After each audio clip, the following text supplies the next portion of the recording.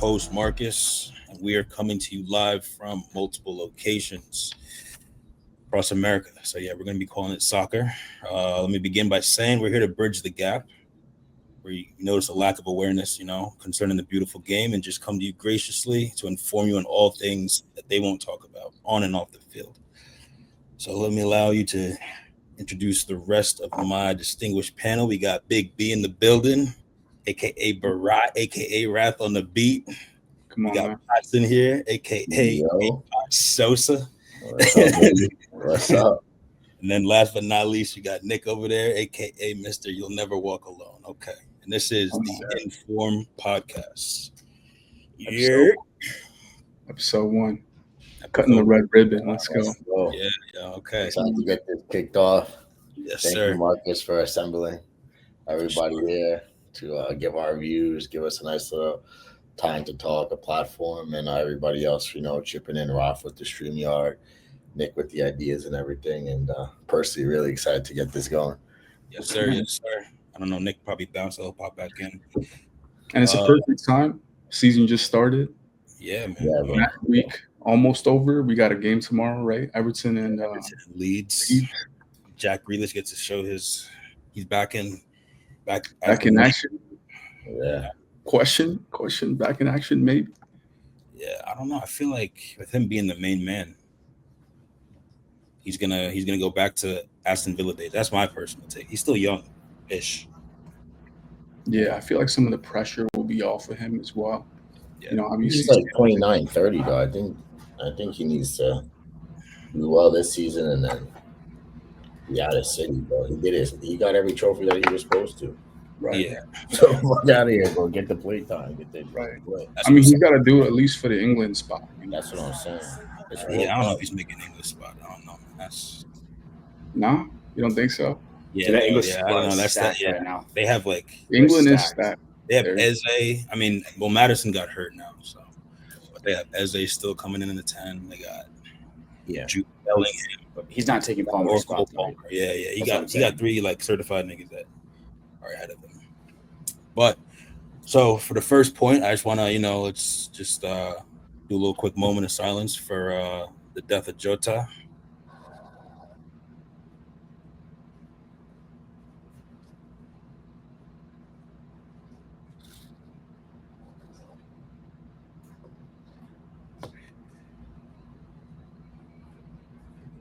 R.I.P. Jota. I want to show some respects to him, his family, everybody. That was crazy news. I don't know about you guys, but I feel like that news kind of woke me up out of my sleep because I woke up to it at 5 a.m.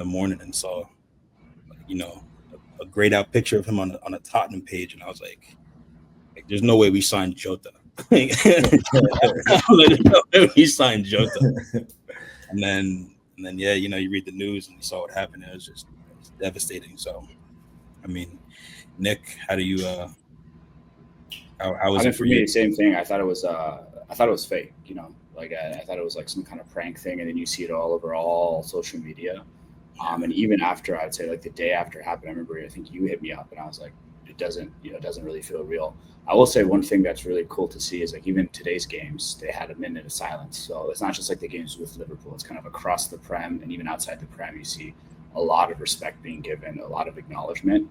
And I think as bad as tragedies like that are, it's an opportunity for everything to kind of come back in a more united front, right? And you kind of feel all right, it doesn't matter what team you are, it doesn't matter, we're all here for the love of the game, and we all love the players no matter what. Maybe not a couple. I'm sure we're going to bash some players throughout the course of the season, but for the most part, we love the players and we love the game. So seeing someone like that lose their life and then all the respect around it, it's pretty heartwarming, to be honest. Yeah. No, honestly, it was nice to see that for sure. To his younger brother as well, Yeah, exactly. That's even more. I don't imagine what the parents were feeling, what his wife was feeling. He just had pretty much the year of his life on and off the field. Whether it was he won a couple major trophies. Yeah, with Portugal as well, and then he got married. I think it was a week or 2 before. Yeah. So it was he was also a big what if situation. He was supposed to take a plane And then I think it wasn't the club doctor, but someone on his medical team advised him not to take a plane because he had just gotten like some surgery done. So they're like, you shouldn't be flying. So he was like, all right, I'm just going to take the car. And then next thing you know, that happens. And it's like, damn. I mean, life is always what ifs, but that's like the biggest what if ever, right? Like, yeah. Sure. Like, where was he headed to? Do you know? Back to his preseason. He was coming back for preseason. Damn, bro. Yeah, that was crazy. Crazy news. That shit puts everything, like you said, Markus, into perspective. Like, you just driving, bro. Like, you know what I mean? It's not even like, some crazy stuff, bro. Just on the way back to preseason, or doing whatever he's got to do, and gone. That's it. Bro. Yeah, and it just makes everyone like appreciate life a little bit more. Did you guys see what Chelsea did? I didn't. Yeah, dude, that's massive. Actually, holy crap. So we, obviously won the Club World Cup World Champions. Just in case you forgot, Yeah, we'll get to that for sure. With that comes a nice little pocket of change, and in Chelsea's contract, players get like a bonus, for winning trophies and so on. And they got, I think it was like $350 bonus. Every player got that for winning the trophy. And all 97 of your players. Chelsea matched that, like the total contribution, and gave it to Jota's family. Wow. So it's like 10 mil, 11 mil, or something like that, depending on how many players actually got it.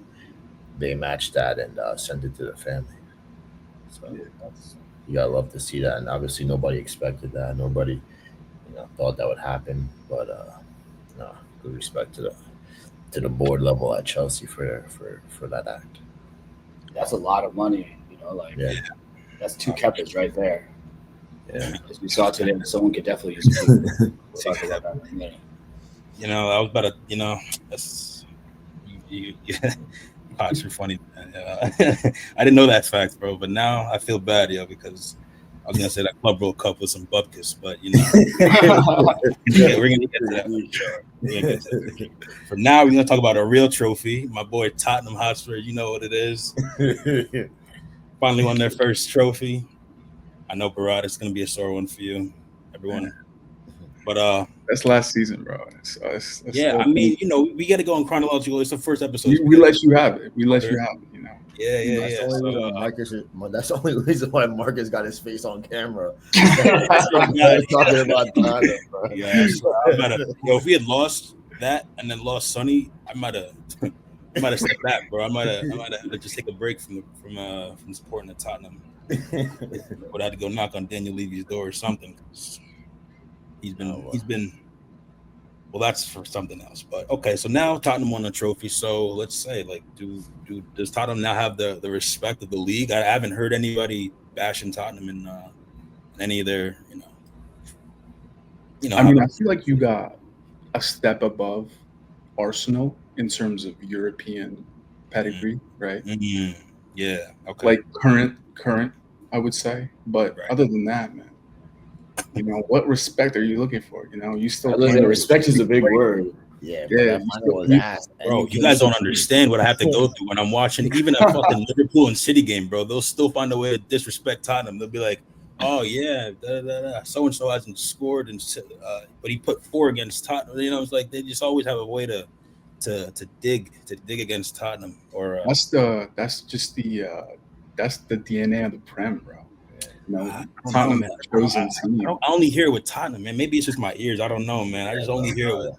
I'll be hearing all that disrespect Chelsea the whole time. Maybe not Liverpool, but I know they'd be slandering Man United and Chelsea. I mean, United. I mean, come on, they finished 15th last year, so they finished below that. Oh, yeah, exactly. Yeah, but we won a trophy, so we in Champions League. That doesn't paper over the cracks. Yeah. I think. Nah, man. We gonna, was it well deserved the win at least? Did we just? I mean, we mocked you. Say, listen, that's the Brennan Johnson tap in. That's it. Yeah, and it's a shit United side too. We had Højlund up front with Garnacho in that, man. Yeah. Okay. It's true. You guys deserved to win that, but that final was not it, bro. That was not it, man.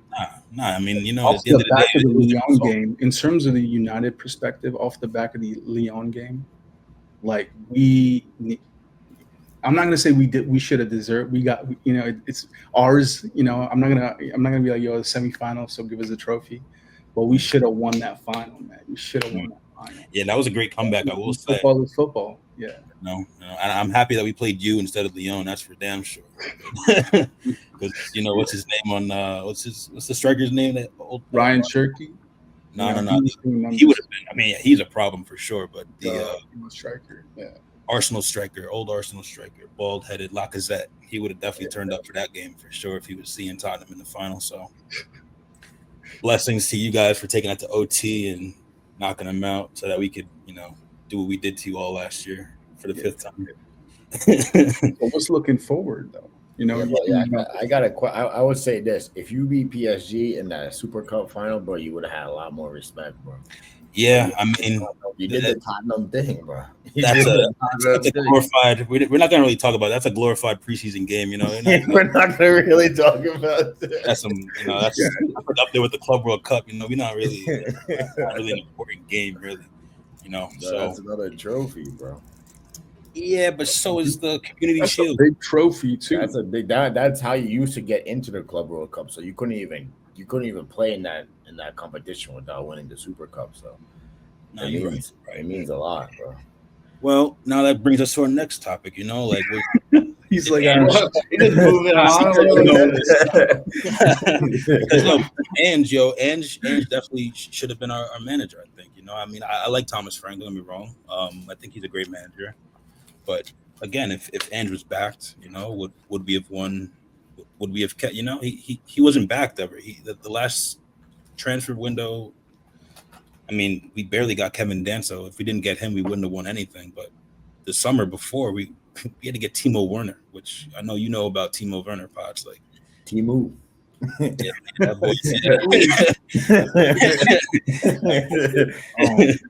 boy will get there fast, but he won't finish, bro. He's not gonna finish. The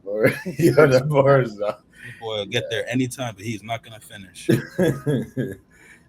So falls apart right when you need him the most, bro. Man, so what's next for Tottenham? What's the expectation? Yeah, I guess.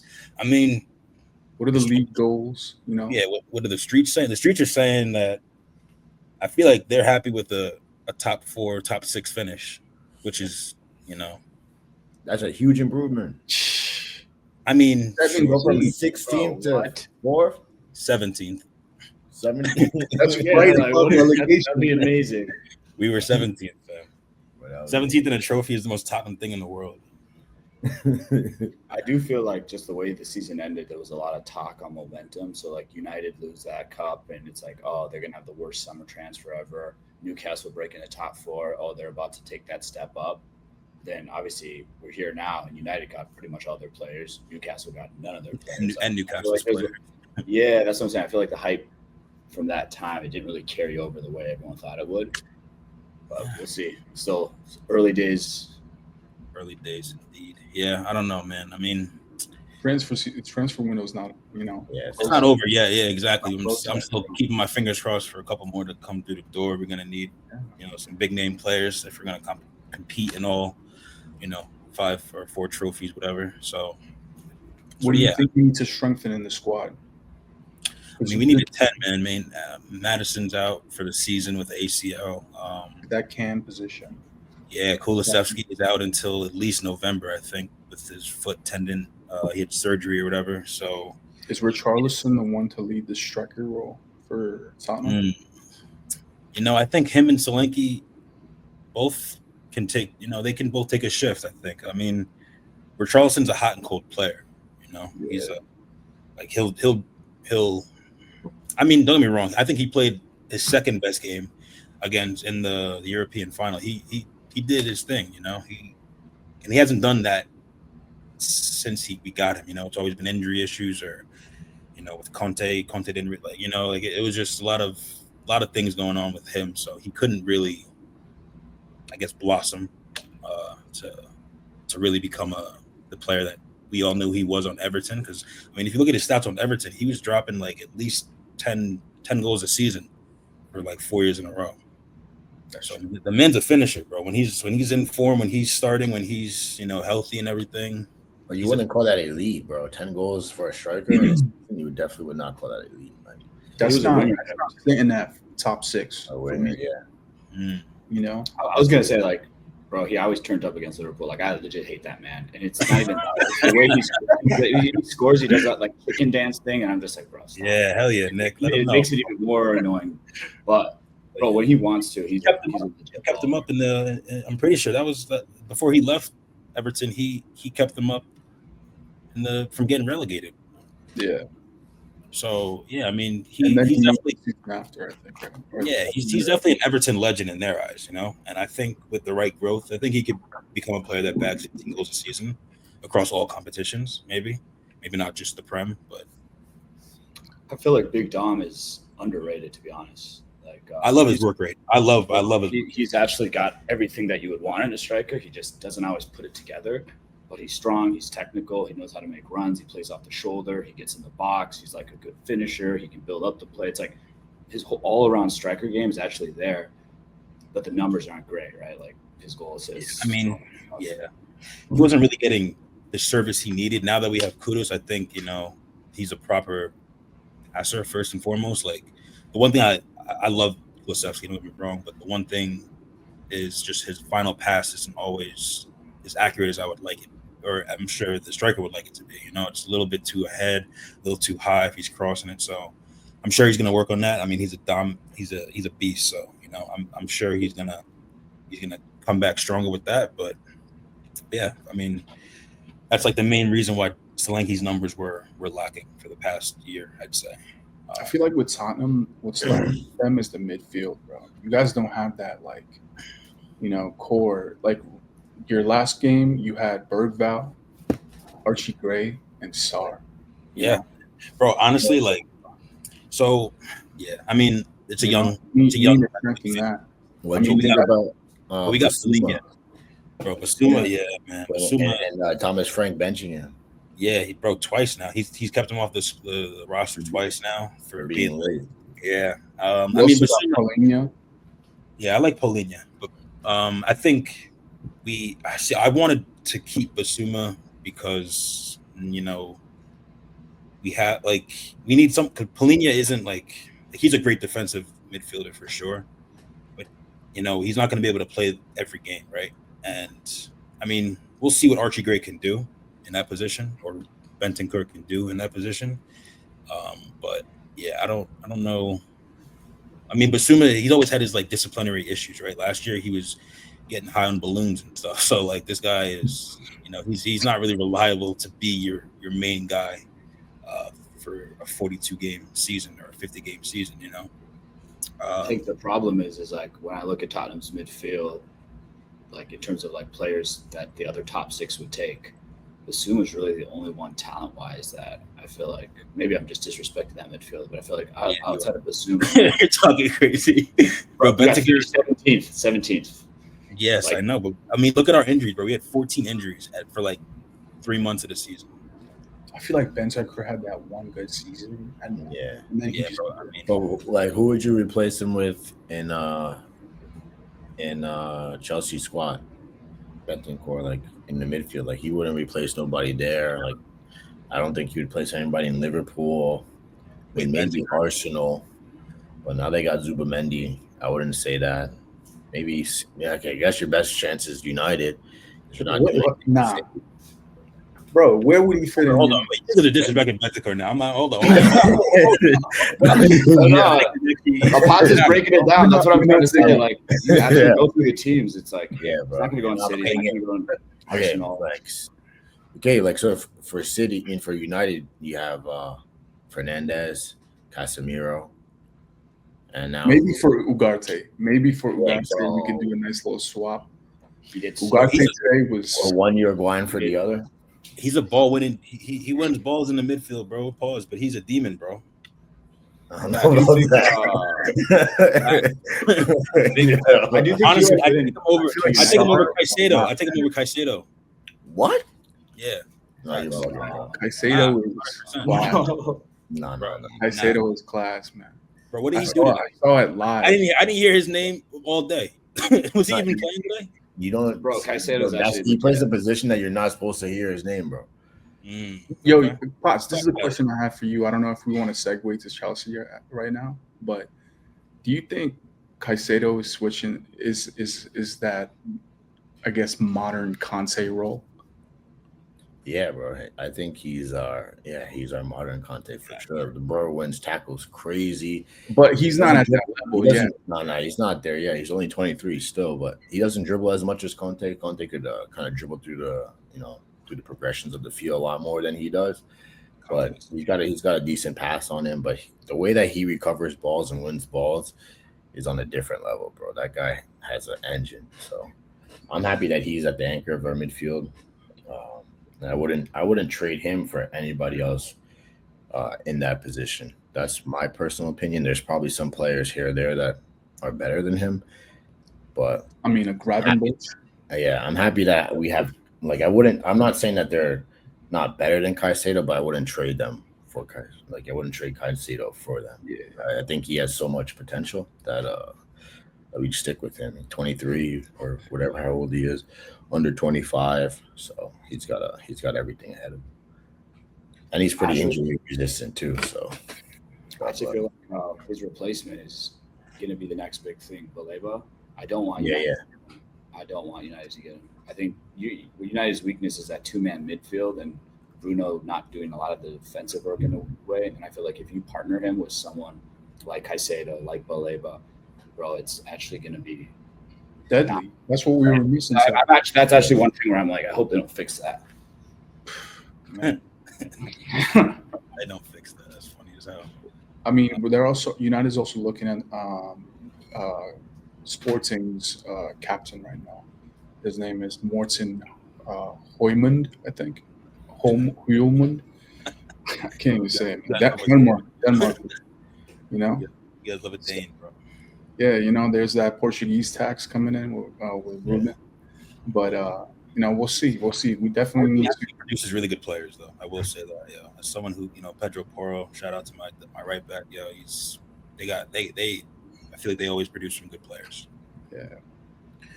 That's right. He played under Amarim too, right? Porro? I believe so, yeah. One season. Yeah. Because we got him pretty early. I'm going to drop my hot take real quick here while we're talking Sporting. I think there's been a lot of big striker movements this summer.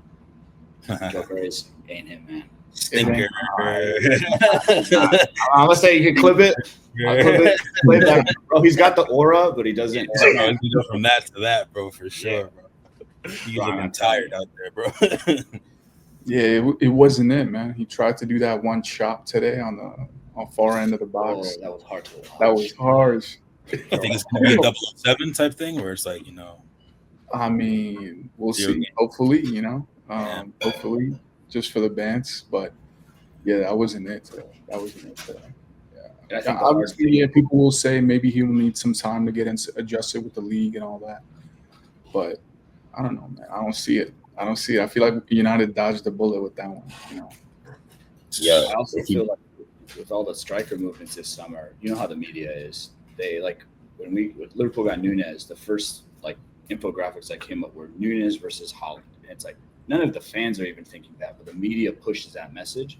Of course. All the strikers that were bought this summer, they're going to start being like, who got the best striker? How is Sesko performing? How is Ekitike performing?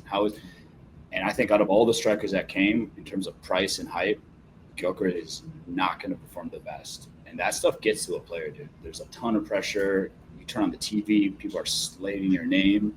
Bro, his hate watch is going to be astronomical, I feel, because he was talking big shit. He was like, no, I'm not joining this team. No, I'm not joining that team. Like, he was thinking he was going to walk in here and just start strong arming niggas. So I think, I think he's gonna have to deal with a lot more than just the back four. He's gonna have to deal with every time he touches the ball, someone's gonna be booing his name. Hate watching is definitely growing in the game. That's for sure. 100%. This is not the championship what he played in before, bro. This is exactly level, bro. Real deal. We're gonna have. Yeah, bro. We didn't even include Chelsea striker in that talk. João Pedro looked good. I mean, the Club World Cup and stuff, he looked good. Today, I didn't get to really watch, but on the highlights that I saw and so on, it was like we couldn't break down that low block, it looked like. So we got to figure that out. But he's got class, bro. He's definitely got a touch on him. So I also like Lee and Delap, bro. Low key, that's my guy. And like Diego Costa, strong arming people. You definitely, yeah. You have your hothead back, that's for sure. Yeah. But it's crazy that his dad played too. Like, yeah. Watch his dad's highlights and his throw-ins. Yeah. I remember that, yo. This guy used to throw the ball halfway across the ball field. It's insane. Yeah, dude. It's like what? Shit. That's what Arsenal. That's how Arsenal plays now. Bro, yeah, and we're gonna get to that for sure. That's one thing I want to talk about Arsenal. Let's get to our next topic. Yeah. Go ahead, no party, no rapey. Let's go. Bro, what? Bro, I mean, it's what it is. It's 3 years. He had. I mean, for those of you listening who don't know, I'm gonna bring up because this guy's charges. I just actually saw what his actual charges were. He has 6 charges, and 3 of them are for. I mean, can I say it? Anal rape, which is crazy. And they just swept it under the rug, bro, since 2021. Yeah, so, bro. I mean, what do you guys think about that? From all perspectives, right? Because they kept him on the roster from 2020. I mean, he played 3 years after that. So the argument that they make for keeping him on the roster, I actually agree with. Right? They're like, until he's proven guilty, we can't punish him because it's like what was that City player, Bundy? And then obviously all the charges can be a real messy situation. But I think what's damning for Arsenal is that, was it 2 months ago, Arteta tried to have him re-sign. And that's where it's like, dude, it's one thing having him play out his contract. It's one thing saying all that stuff. But you try to re-sign this man, even knowing everything that happened, I feel like there's no excuse for that. Nah, Arteta knew what's up. Yeah, I mean, that's his best midfielder, bro. Yeah, he knew. Yeah, he was riding that wave, bro. Especially last season, they wanted that, number one Premier League. They were hiding him from Spain. They would literally not play him until that. Oh, yeah, that's right. Hey, bro, I'm serious. They forgot about that. You're right. He'd have an injury, random injury. And yeah, bro, he'd be injured or whatever. So they knew, bro. They were slipping out under the rug for years. And then he put all his chips on the table because my theory is Arteta was like, okay, we're gonna bring him to Real Madrid. We're gonna win, and we're gonna win the Like they were trying to win the Champions League, and so. But as soon as he played for at Real Madrid, I should say, is when things started tumbling down because then he was, his presence was in Spain again. Yeah, didn't he sign it in Spain this year? Yeah, that's what I'm trying to say. Now he's playing for Villarreal. Spanish teams don't give up. They're signing Greenwood. They're signing Parks. Yeah. Their scouting team looks off criminal records. They're like, they gave him a mugshot, bro. They don't give a damn, bro. They don't give a damn. And the statement so here's the official statement they released. They said Villarreal and Thomas Partey have reached an agreement for Ghanaian footballer to join the Yellows ahead of the 25-26 season. Player will join his new team tomorrow. Blah, blah, blah, blah, blah. They touch on it. They say the experienced Ghanaian midfielder has earned more than 50 caps for his national team. He's also represented Arsenal, Atletico Madrid. They're just pretty much giving this man's entire resume to say. Now, on the other hand, the club is also aware that the player is currently involved in a legal proceeding in England. So it's in England, not in Spain, actually. The player firmly maintains his innocence and denies all charges against him. The club respects the fundamental principle of the presumption of innocence and will await the outcome of the judicial process.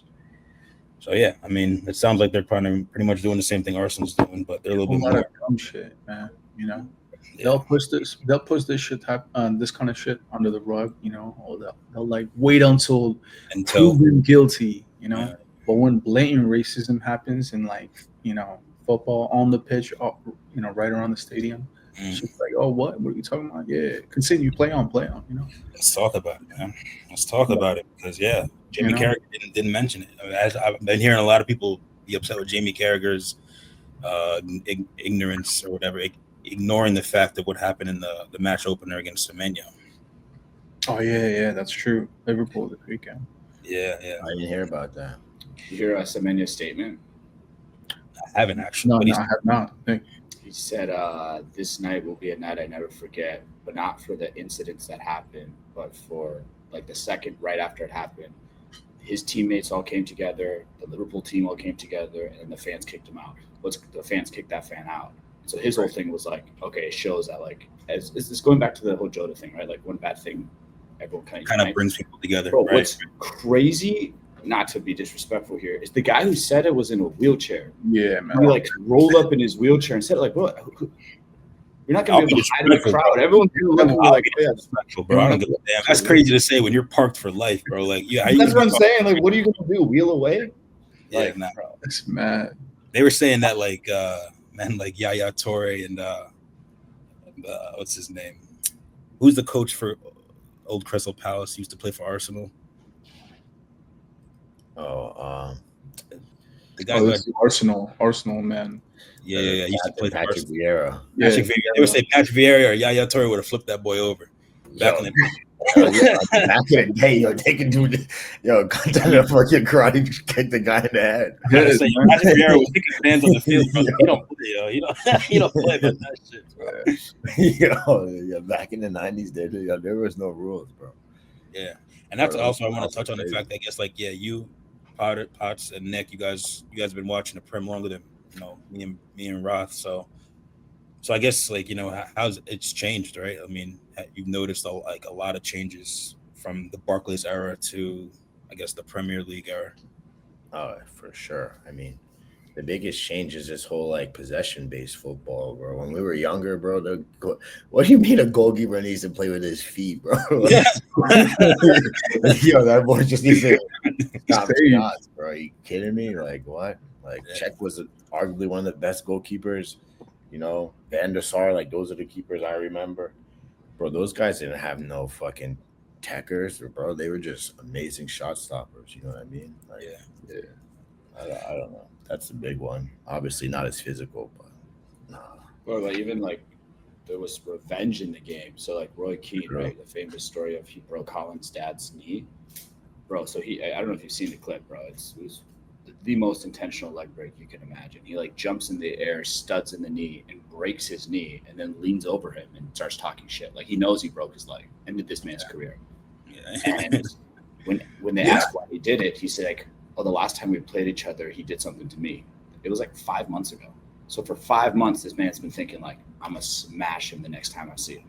That was like normal back in the day, whereas now it's like players are hugging after the match, and I have nothing against that, but that's why you hear all these old heads and pundits being like, "Oh, it's not right that they're shaking hands after the match," and it's like that's the world they come from. So I think that's changed a lot too, and I kind of like it, not the breaking leg thing, but you'd like to see the little animosity. You like to see the players going at it, and like of course, 100%. No, I agree, but I think it's a double-edged sword too, because like let's just take England for instance. Like back in the day, like they'll talk about it, like Lampard, Gerrard, Scholes, like Ashley Cole, all those guys would be on the England team, and they would just be in their like groups. They would say like Ferdinand and Rooney over here, and Terry and Lampard over here, and Gerrard and whoever else over there, and like they weren't like a unit, but that was like I don't know. I could barely think of another team that was pound for pound, like that was as good. Obviously, Spain had some heavy hitters as well, but if you just look at like they should have achieved so much, but they didn't they didn't gel. Now England's getting to finals and stuff with Gareth Southgate and like other coaches. Like they have a good team, but they're not the names like before.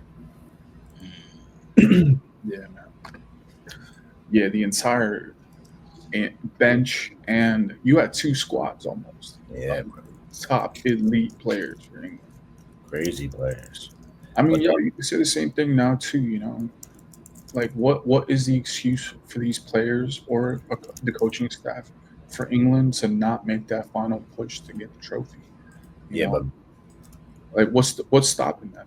They shouldn't. There shouldn't be nothing that's stopping them, but like back then, like these guys were like actually like Ballon d'Or winners or like second place Ballon d'Ors. Like, Michael Owen won a Ballon d'Or. You know what I mean? Like Frank Lampard came second in the Ballon d'Or to Ronaldinho. Like, you know, they were talking about these guys, Steven Gerrard, like, in the conversation, like these guys were up there. Like, okay, maybe Cole Palmer gets like a little 15th place or some shit like that, but like it's not the same. I also think that, like, I don't know what it is, but I just feel like those players they just yeah, like, they got to like another level.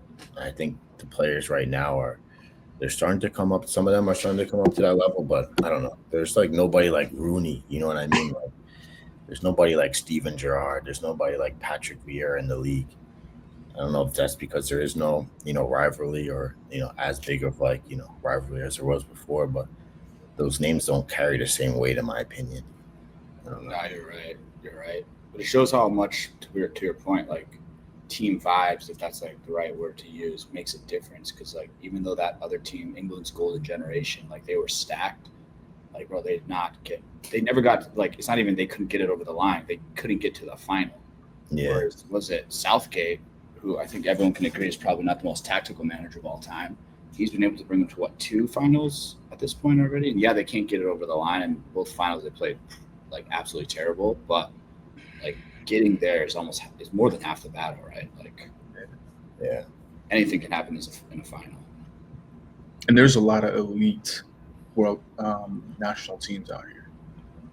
Now, yeah. Now is Compared to back then, for sure. You have players like in Sweden that are like, Yeah. top level. Yeah. Like, like that wasn't a thing back then. I mean, Right. Ibrahimovic, obviously, right? But it's like that was it, right? And then like you have like even like now, like, right? So you're seeing it with Norway, with like, you have even like African teams, bro. Like yeah, Nigeria is a good squad. Yeah. Ghana has a good squad as well.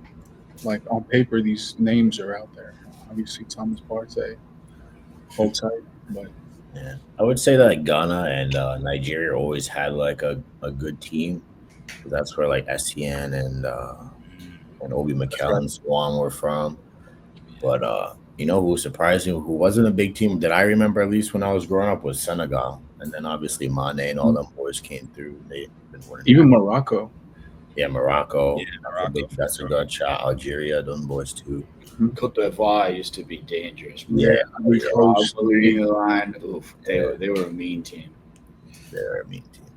But the thing is, like you guys are saying, it's not even like I feel like all those teams we just mentioned, they have some stars, but there's also some clear holes. But England right now, bro, they're stacked in every position.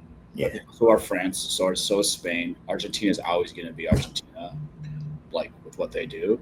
I don't know. I mean, Bro, they're on a insane streak of winning tournament after tournament right now. I mean, Like, yeah, if you actually bro. break it down, Messi's on a farewell tour, bro. He knows this is his last go, so he had to. Poster boy at FIFA, man. Yeah, I mean, yo, chill, because his squad, bro. Like they want it for him, bro. Like like these guys will run through a wall for him. Like I don't know if any other, like Ronaldo, it doesn't have that effect on his team, right? Like he doesn't have like he has respect, obviously, but he doesn't have the, bro, we'll do anything for it, bro. Like these guys, they love Messi. Anything for this guy. what's his name? DePaul just joined Inter. Yeah. Miami. His Messi's That's the bodyguard. Barca B Yeah. team, bro. Bro, yeah. Yeah. Enter. Should we talk about the results this week so far? Well, I was Yeah. gonna talk. Yeah, I got one thing to ask you guys though, because we kind of strayed away from it a little bit, but I definitely want to get your guys' take. But Nick, you're saying you don't think Gyökeres is gonna do too well this season. Everybody, at least like I'll be watching YouTubers and everything like that and pundits and so on. Everybody's saying like Arsenal is basically like a striker away from Winning the league. Yeah, Now they got the striker. Let's just say he does bad. Who are you gonna defend? Gyökeres or Arteta? Is he out? Is he out, or is he or is it Gyökeres' fault? Gyökeres, whatever you want to call him, Gyökeres. Bane. And groceries. I think Arteta's out if they don't win. Personally, I mean, they've already kind of been calling for his name for a couple seasons, and he's had a long enough grace period, in my opinion, to do something about it. We don't have an Arsenal fan up here, so we don't really know what's going on behind closed doors. But yeah, man, I mean, they I don't know, they were really good 2 years ago. My opinion. He just signed a new contract last year. You know what I mean? Like, I don't know, bro. I feel like Arsenal's sticking with him. Like, for better or for worse, they in love with Arteta. I don't know.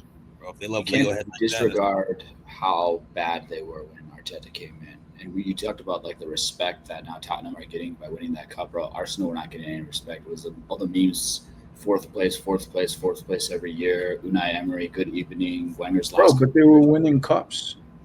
Yeah, but it was like FA Cup, Carabao Cup. You know what I mean? Like, but Arsenal, that's Arsenal's cup, bro. FA Cup is Arsenal's cup. Yeah, Wenger ran the FA Cup his last couple of years. But what I'm saying is, like, they now they're legitimately in the title. That exited was Mikel. Yeah, but does that even matter? I don't know. Like, to me, like, none of that matters. Like maybe I grew up watching Chelsea like right around when Abramovich came. Like like literally like his first season, and what drew me to them was like billionaire comes in and makes a big splash, and I'm like watched him play, and I'm like, wow, this is intense. Like these guys don't mess around. Jose Mourinho, the special one. So I was locked in since then, and we just been winning trophies. Like when we don't win a trophy, it's like, bro, like that, like does anything matter? Like it doesn't matter. I think it looks like when you're an elite team like Liverpool, Man United, now City, Chelsea, these guys, Tottenham is not Tottenham. Hopefully enter this conversation and make things more spicy. But it's all about trophies. It's not about second place. It's not about like runners up. It's like, it's not about all that. Very true. It is about silverware. You're right. He did level them up, bro. He leveled them up, but I feel like now they're at a plateau, and I think that it should be Gyökeres over Arteta. They get him out, get somebody in. I mean, like 100%, bro. I don't know. Also, like the whole striker conversation, like. Obviously, we don't know what happens behind the scenes, but a lot of the like Ornstein reporting and the reputable journalists, what they've said over the last couple of years is like Havertz, everything that he's done in that striker position, he hasn't asked for a striker. He's tried to do things his own way. So I think that's all on Arteta too. And what I was gonna say is, he leveled them up, but bro, we are now heading into his 7th season. Mm-hmm. What phase are we in, yo? Yeah. What phase? What phase are we in, bro? Without any major silverware, like no Prem, no Champions League, like the two, like for a club of Arsenal's level, that should be like after. I wouldn't even give him that FA Cup he got when he first came in. I wouldn't give it to him. No, he got that was Unai Emery's team. That's Unai's team. Granit Xhaka and them. And they play. I don't know. I feel like they don't play as exciting as they were, like Markus, like you said, 2-3 seasons ago. Now they're like set piece FC. They were even today's goal, bro. It's like I don't know what they tried. Like they didn't get their striker, so then they tried to pivot towards being a set piece team. So that pissed me off last year, man. The camera pans to that set piece coach on the sideline. He's like standing next to Arteta. I'm like, who are you, bro? Like, yeah, bro, that ass. I don't even know his nigga's name, bro. Aside from the set piece, right? Like, it happened today with United. That's the only reason. It would have been a 0-0 probably, if not. That ball though was. Let me tell you. No, but the thing is, you have Saliba backing into the goalkeeper. Yeah, and obviously taking him out of position. Yeah. So, like, is that like when are we gonna be like, yo, that's kind of fucked up, or is that like part of the game? I mean, I want to hold that point for 1 second. That backing up into the keeper thing. But I just want to bring up this other point too, is that like this whole set piece FC, like, and Markus asked us about watching the Premier League now for like 20 years, bro. Arsenal used to be the tiki taka team of the Premier League, bro. These guys would, bro, Santi Cazorla, Ozil, like all these guys, bro, like they would pass teams, icy. quick Kill counter. them with their passing, kill them with the touches, kill them with the skill. Now they're on this. It's like it's a different thing. But The crazy thing is, before Wenger, they were like Stoke. Like they were the hard defense. I'm gonna smash you team. Wenger comes in, they play silky. And now they're kind of going. I'm not saying they're still. Obviously, I'm not saying that shit. But like, bro, it's like they're going full circle. You know? Yeah. I mean, I think I have a theory, bro. I think their fan base, has. I feel like it's like kind of put a curse on them. You know, the way they handled Ozil, the way they wanted Arsene Wenger out, like they've been pretty disrespectful to these players and coaches who, kind of made them who they were, gave them the name and the respect that they have throughout the soccer world. So I think, I don't know. I feel like it's like a little bit of a curse situation, like they might just be, cursed, until they. They're bums, bro. It's not. They're not finishing that final third. It's not good. You see this. I mean, I don't want to. Obviously, we'll leave the predictions at the end of the episode, but they're not sitting high on my list, on my top 4 list this year. Yeah, that's facts. I want to hear this now. That's facts. I mean, mine either, to be honest. All right. So before we get there, though, let's talk about the summer transfer, both windows, and let's talk about I guess we can talk about the Club World Cup as well. What the hell was that 2-week transfer window? Bro, that shit was. What the hell was that, bro? I liked it. Like, I mean, I'm sure, bro. It was great. Who benefited from that, bro? It was To me, that didn't make any sense. Cunha came in. I wonder why they did that. Like, who got paid for that? Like, who paid who to open it like those 2 weeks before? Because why wouldn't you just why would you close it for 10 days or whatever amount of time that they close it for before opening it back up? You know what I mean? Like, it's because FIFA's pushing the Club World Cup so hard. So they're saying now every 4 years they're going to do it. And initially it was supposed to be for only the teams in the Club World Cup, but then the pushback from the other teams was like, that's blatantly unfair. If you're saying, if you're saying like 10 teams have access to the transfer market before everyone else does. No, so then they just opened up for everybody. Yeah, but why would you close it back to open it back 10 days later? That's the part I don't get. Just open it early. Open it early. I get that. Club World Cup makes complete sense. Like, get their team, get these boys, suited. Obviously, I'm happy that we got João Pedro. He basically, got us across the line, which is, some crazy stuff during a tournament. But I just don't get why they did that. Bro, you signed him during halftime, bro. That's like the most NBA transfer I've never seen that ever. You guys got him during halftime. My boy came in the next game, scored a goal. Next game, 2 goals, championship, chip in the keeper.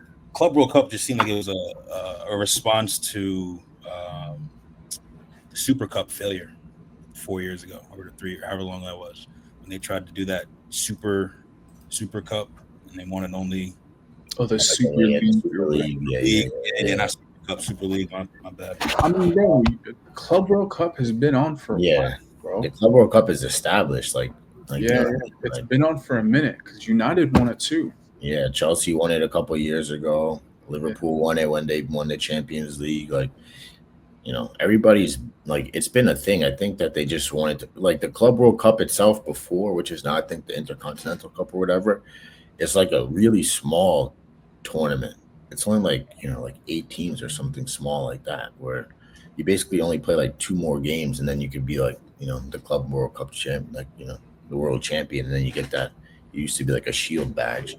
Right. They just open it up because of the World Cup coming to the U.S. and the U.S. fans don't really, have the. They had to do the. They needed to do something to get the World Cup where it needs to be. That's how I take it. That's why they opened it up the way that they did. Bro, even with all that, they failed. I feel like they could have gotten more traction out of it, but the way they planned everything, the hours of when matches were going on, it's like it was during work hours and all that.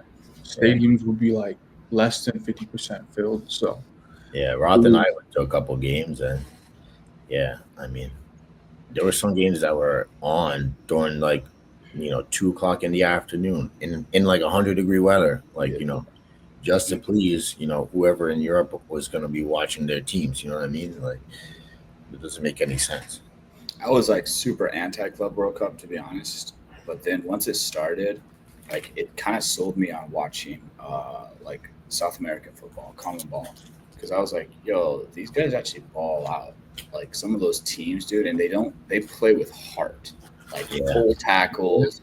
You get past the last defender, you're losing your legs. Like they'll take that card any day. And so that was actually, it was like what we're talking about. It's like, oh, the Prem isn't like that anymore. And they kind of reminded me of like, oh yeah, this is how football used to be played. Like I kind of, I like that style. And then they were fighting with everybody, dude. Like every single South American team was just scrapping with every European team. And it was like fun to watch. I was like, okay, I kind of like that. It was good games for sure. Yeah, they were good. And their fans are intense too, bro. Like their fans are intense. Like we were there. Their fans don't mess around. Like, they don't mess around. I try antagonizing some of them, but luckily I was there with another Brazilian guy. He was able to speak in Portuguese. To the guy. That it's just banter. It's nothing. To go and escalate, but I'm still gonna talk my shit. You gonna talk your shit. Better get touched. That's it. My boy said it's a good thing that Flamengo won and not Chelsea, because I was talking a lot. If they lost, they would be extra mad. But nah, I agree. I mean, I also think that the South Americans, they had something to prove, because nobody was like, if you listen to any of the major pundits, they were every time a European team was going to play against a South American team, or they're like, oh nah, it's not gonna, they're not gonna win. But, this sounds good and everything, but it also kind of feels like this thing was a corrupt club World Cup in a sense. Look at all the teams that were in it. You have Chelsea, who've known to be, buying over. Man, that's just I feel like 40 players. You have PSG. you got Bayern. But you have all these teams that are like, they're known for like doing corrupt, shady things behind closed doors, bro. I wouldn't say that about Bayern, but also like I kind of get where you're coming from. What other club do you know? Okay. Before you say, just what other team? So Bayern and Dortmund, right, are like the top two teams we can all agree in Bundesliga, correct? What other league that is like that, where their number two is just always feeding? But that has nothing to do with corruption. If your number one team is, the disparity between their finances and pull is so big, bro. Like, okay, even Dortmund, right? They lost, was it Lewandowski? They lost Götze, both on a free to Bayern. It wasn't like they did some like underhanded, crazy sponsorship deal. And then even now, I would say like obviously Bayer Leverkusen. We'll see how he does with Ten Hag, but like Dortmund aren't. That number two spot isn't locked down. And then was it? Bayern lost the league, was it 2 seasons ago too? So like, I don't know. I get where you're coming from, but I mean, you could say the same thing about French league. PSG is corrupt, but PSG. That's what I'm saying. PSG is corrupt. That's difference. Case in point, PSG is definitely corrupt, bro. But I just feel like the criteria they use to bring the teams in the Club World Cup, I actually get. Like you have had to win a continental trophy in the last 4 years. We're doing it every 4 years. So we're going to look at the last 4 years winners, and then we'll bring them in. And bro, you say this now, but Tottenham just won a continental trophy. So the next Club World Cup, you guys should be getting a spot. And you're definitely going to be like, you're not going to be saying it's corrupt. I know this. You're going to, 3 years from now, you're going to be like, all right, that's fair. I didn't know that was the. Bro, I'm saying it right now. Champions League, right? You got Tottenham's in Champions League. Yeah. You guys are not making it to the knockout round. Oh, fuck. We're shooting now. Yeah. Not happening. I can't hear you from 15th, bro. I'm sorry. I can't hear you from the second round of you were 17, man. Yeah, I was going to say, I don't know, Markus. You guys have to play second round. Fucking. Man, it's not happening. I don't see it. I don't see it qualifying in Europe. Tottenham. I don't see it, man.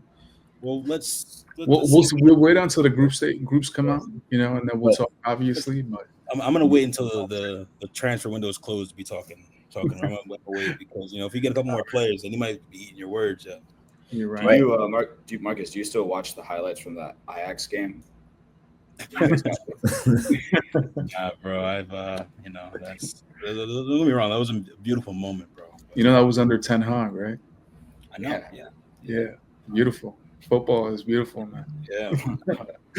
I know Nana too. Shout out Nana. Oh yeah, that's right. The Lick was on that squad too. The Lick was on that squad. Yeah. There was a few United heads in that. Yeah, De Jong too. Yeah, that is a strong squad. So, regarding the summer transfer window, though, what do you guys think about this Nottingham Forest situation? Fucking that fat bastard. I was gonna say, I was like thinking, why you bringing up Nottingham Forest? I was like, oh, you're upset about. Yeah, bro. This guy is like, this guy is he's like Suge Knight, bro. Suge Knight. He's like Suge Knight of the league, fam. Like for real. This guy is. He owns Olympiacos, yeah. His wife's family and kept him in the basement. Wait, do we all see the video of Morgan Gibbs White talking about how he's like, yeah, Mr. Malinakis. Mr. Marinakis. He was shaking in his boots, bro. This guy was just sitting there like, yeah, rubbing his belly, bro. So, I mean, what do we think about that? Is he trying to become like the new, like, big and bad of the league or what? Like, bro, I just feel like that's how he moves, he's bro. coming out from Olympiacos. Yeah, literally. He comes from that Olympiacos culture. I have to obviously do my research and make them credible. But like allegedly, a lot of stuff happens under his watch. So, I'm not going to sit here and say he's guilty or not guilty, but some shady shit is happening out there. Bro, it's just They signed two players in one not just that, though. Yeah, but I'm trying to say, bro. Just the way he moves is like kind of just like this dude's just like, we're not doing well, baller, I'm gonna buy 3 players. Like, you know what I mean? It doesn't feel like there's a lot of like, I don't know. I wanted to hate that game tonight. If you think about it, bro, like low key, like the way that he moves is not any different than a lot of people move. Like Daniel Levy moves the same way too, but he's just not as brash and as like, he's a lot more refined. Like he's not letting go his best players. Like, unless you're coming in top money, like Daniel Levy didn't let go of Bale right away and all these guys right away. Like people had to come with Harry Kane. Like people wanted Kane for mad long, bro. It was like, I was gonna touch on that situation. This was a release clause, though. Exactly. Like, that's this was a release clause. Release clause. And we paid it, and then they said that we approached him illegally. So it wasn't like it was like the tapping up stuff. Oh yes, yeah. So there's no precedent for that, bro. Like Arsenal tried to pull that with Luis Suarez, so they found out his release cost was 60 million, and these guys bid 60 million and £1. And our owner, John Henry, he never comes out in public, and it was his first like public statement, and he literally goes, I wonder what they're smoking over there at the Emirates. And it was kind of like, for a Liverpool fans' perspective, we still use that quote all the time, like, wonder what they're smoking over there at the Emirates. But they hit the release clause. They paid £1 over the release clause. Suarez never joined Arsenal. So, I think what Pot said is true. Like, it's the same movement or same energy, same result. They just weren't, Suarez wasn't posting a video with John Henry in the background. Yeah, like, I mean, you know what I'm saying, bro. Yeah, you know what I mean? They move differently, but if you actually think about it, they're, everyone's doing kind of the same thing. I mean, yeah, we can say that because, like, the Isak situation. What's going on there? Mate, Isak. Yeah, I feel bad for him. You saw the crowd after the game. Yeah, their crowd was saying they had a crazy chant. It was. I don't know what it was, but I was listening back to it. It was a crazy chant. You could see like Eddie Howe and like the rest of the squad was just like straight face, like, bro, what do we do from here? Like, we don't have a front man. Like, Nicholas Jackson. Bro, and the crazy thing is, this guy has like 2 years or 3 years left on his contract, right? 3 years left. So why are you bugging out like that against you? I'm pretty sure, and I think Nick knows this a little bit better, but I'm pretty sure they said they kind of promised him that he could leave at the end of the season. And so he kind of took that. I mean, they didn't like write it on a napkin or anything. They didn't sign any paperwork, but sure, gentleman's agreement. But like at the end of the day, you got to be professional to the club that you're at, right? Like you can't be out here like, yo, I'm not playing for nothing. Like I'm not coming to training. I mean, there was a video last year after he beat did they beat Liverpool that game where Carabao Cup final where he's talking about Van Dijk, and Van Dijk's he was face like, I'll see you at preseason. Yeah. He was like, Van Dijk's face is like, what did you just say to me? Yeah. So Van Dijk knew, and Salah, like when we re-signed them this year, when they re-signed, they both said something. They were like, this summer is going to be Liverpool's biggest summer ever. They're like, we re-signed because we were told certain things, like be excited as fans. So I've always wondered, like, did they tell them the exact players we're going after, or did they just tell them, like, money-wise, we're about to blow, like 300-400? So that's why I was like, I wonder how much Van Dijk knew when he said that, because that was right around the time where he agreed to re-sign. But yeah, that's a wild thing for Isak to say. Yeah. I don't know, personally, like, I know this is going to get a lot of hate. Like, I went from thinking, we have to get Isak. We really need to get a striker. And now it's like, I would rather us focus on a Gravenberch substitute, someone, because you guys saw, I don't know if you saw the Liverpool game, like Gravenberch doesn't play, we have no DM, and everyone else is like, they can kind of play DM, but that's not their position. And so I feel like that's more of a hole. And then the center back situation is like really bad right now. So it's like, all right, if we got that money to spend, let's go get Gahey for Crystal Palace. But you got that guy. You got that guy from like Torino, right? Or something like that. Yeah, he's 18 though. Yeah. So he's like for the future, like he looks good. But there was that one mad photo of him holding up Lukaku's jersey. Did you guys see that? Yeah, no, I did. Yeah, bro, that's disrespect.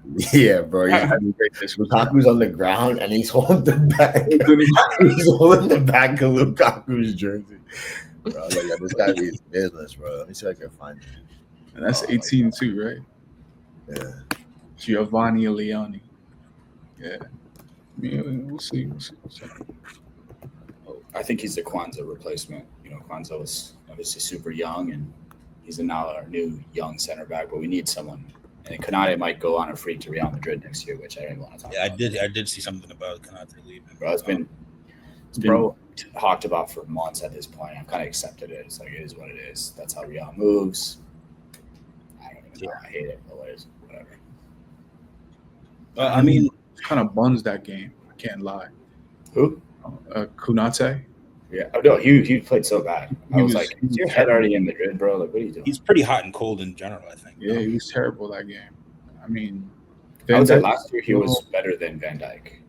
Like, consistently, he was our best center back, which is why everyone was freaking out when he wasn't going to re-sign.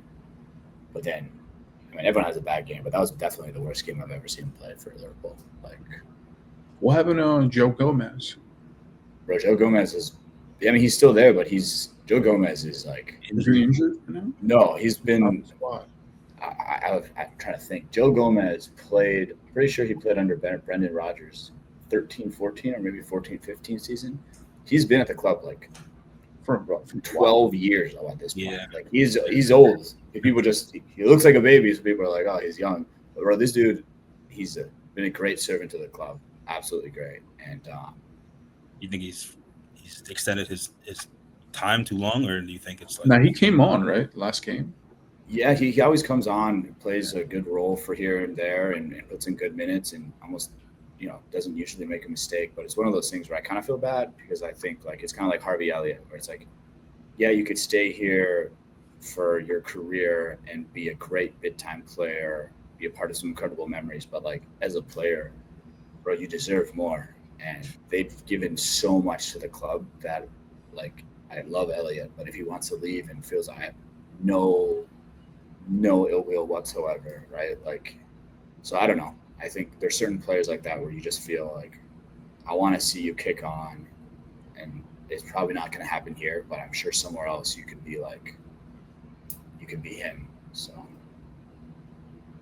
yeah, one thing I could say about Liverpool, that was a proper match. Even Arne said it during the match when it was 2-2. He was like, "Yo, only person I would sub on right now is Jota." Because he was the one that would do the. I'm telling you, he was the bro. That was he would do the madness at that point. Yeah, bro. He get the full shoot, and get a goal or an assist, and it was like he was effective in that way. Exactly. With that being said, though, Verts, I feel like that's a flop. You know, Bro. what do you think?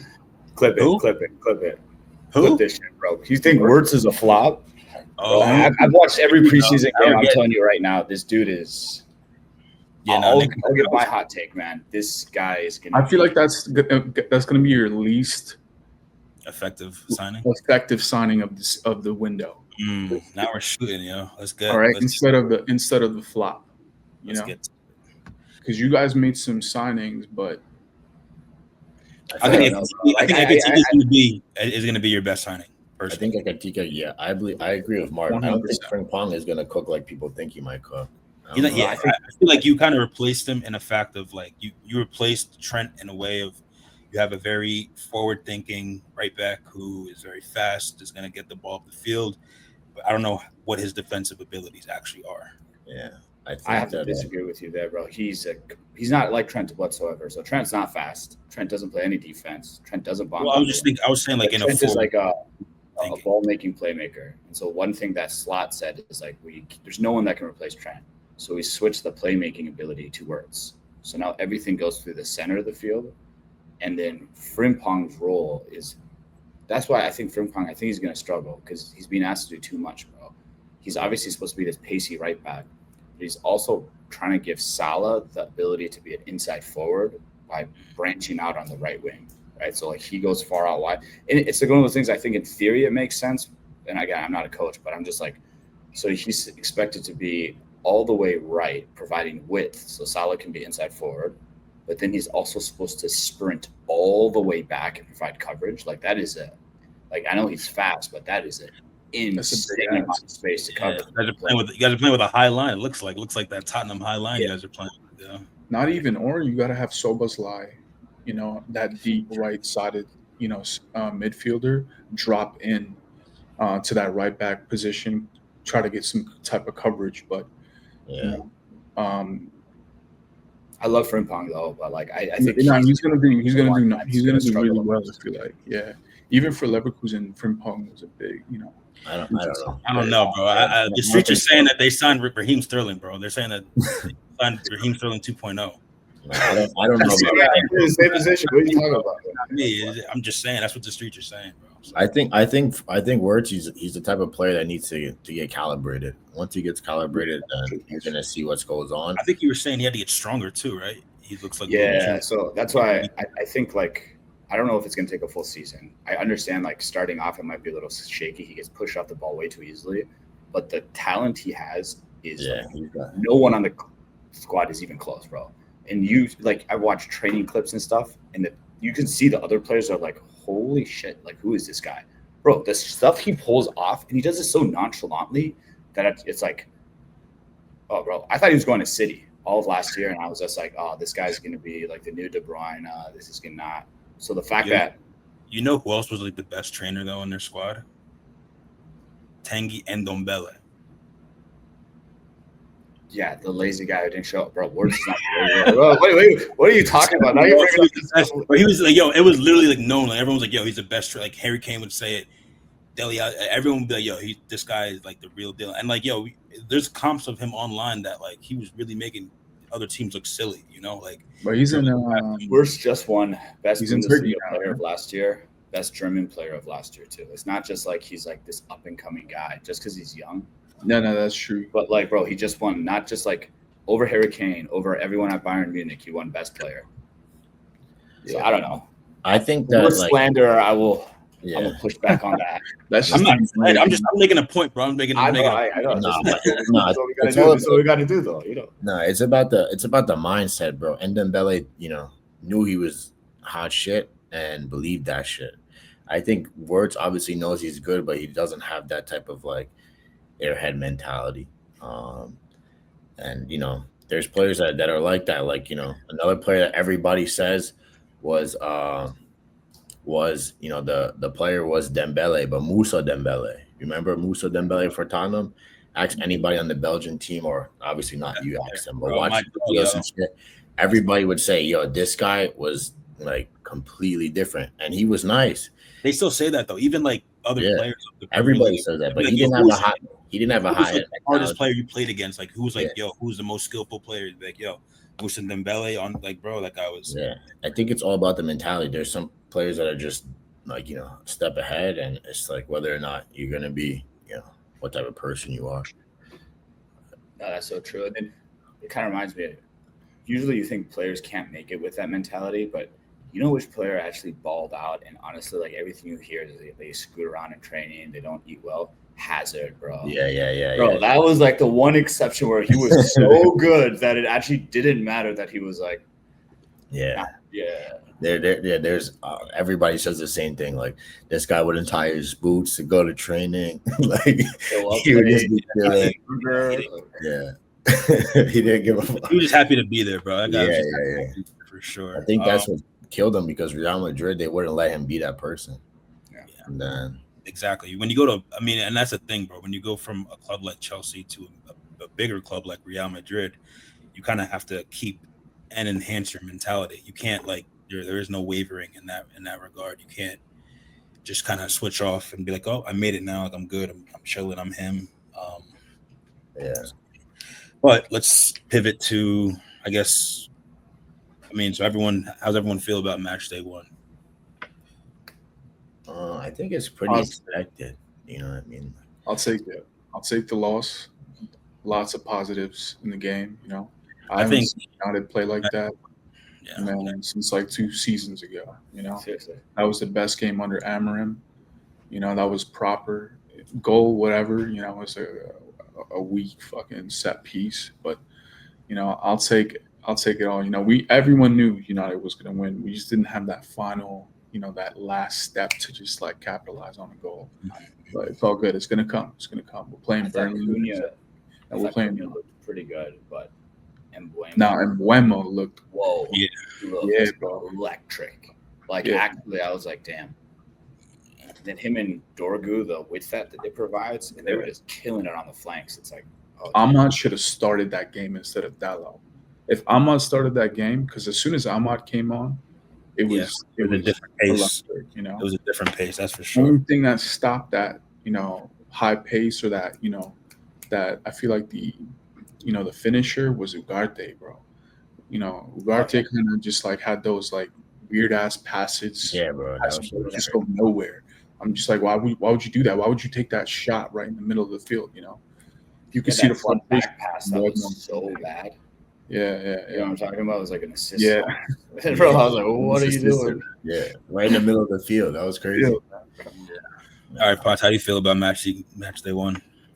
Obviously coming off of all the electricity of the Club World Cup, and then we had 2 good preseason games.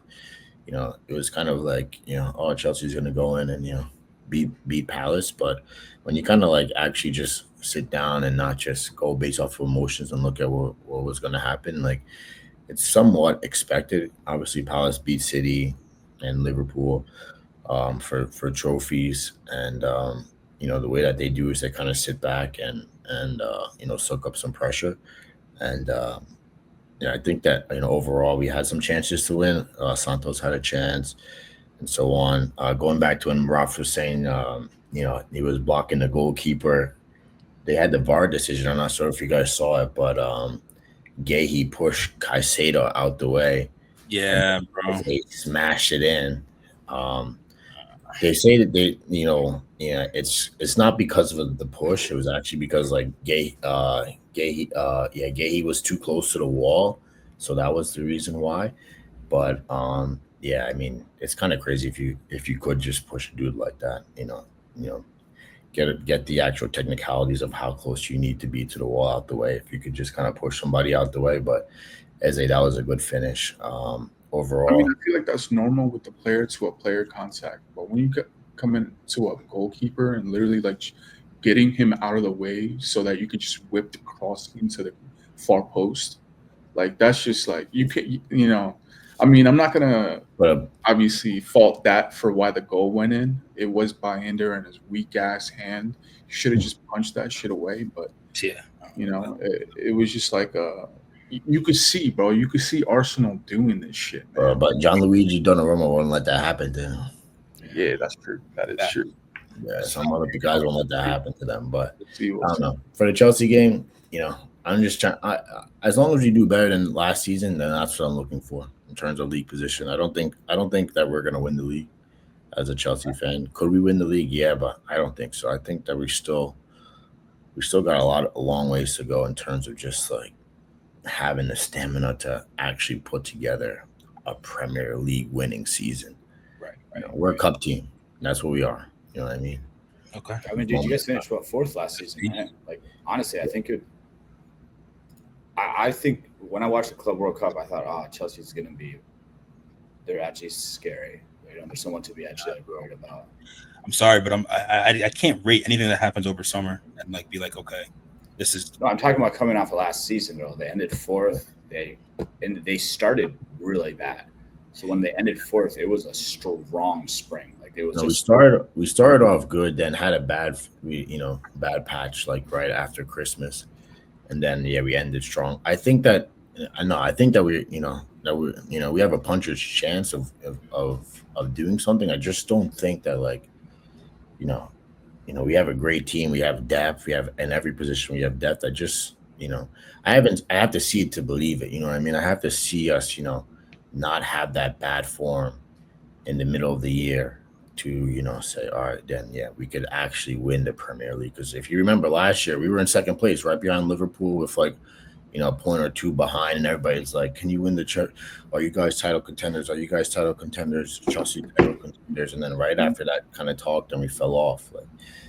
It's all about stamina, bro. It's all about stamina for the Premier League. It's not about stamina for the Champions League. It's not about stamina for the Club World Cup or, Conference League or Europa League. It's like, who's best on that day.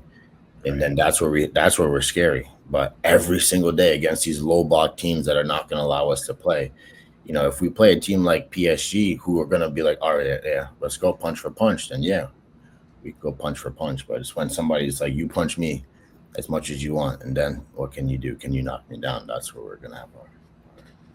Nick, how you feeling after match day one? Yeah.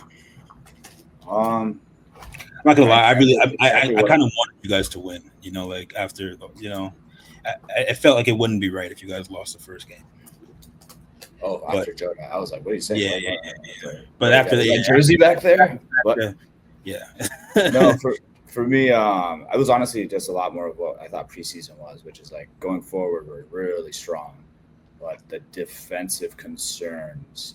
And the thing is, it's not even concerns of like, oh, Gravenberch isn't playing. It's also like, I think Slots completely changed up the style and formation from last season. And I get it. It's his team now. It's not Klopp's transition team. But like that, what we did last season literally won us the league, right? So part of me is like, all right, I think it's going to be a little bit of a period of adjusting to Slopp's new tactics. And obviously he's tactically incredibly smart, but the defensive concerns, I definitely feel where it's like I told you about Frimpong, like that. I think Kirkes is solid because he's not asked to do as much moving forward, but Frimpong's role, they're asking so much of him that it makes me really worried about like, okay, is Gravenberch going to drop back between the center backs, so it's like a back three when we're like pushing up in possession, or how are we going to cover that space? Because that's like a pretty big goal right now. And I don't know if you guys saw the goals, but it all came from the left side, them striking through, or else it was, what's his name, Semenyo, literally kind of playing off that space, right? So like the defenders aren't going to come to him because they're worried that he's going to just release the ball there. So I just think that hole is going to be an issue. But overall, I mean, I can't complain. Super happy for Chiesa too. Love that guy. He's got the best Liverpool song that we've had for probably like 2-3 years. So happy that your fan base doesn't really like mess with him or something. They don't rate him. Chiesa? Nah, bro. He's like a cult hero, and he hasn't even like real talk. He hasn't done too much, but he's already in that cult hero status. Like we love him. That was your only signing last year, right? Yeah, the only signing.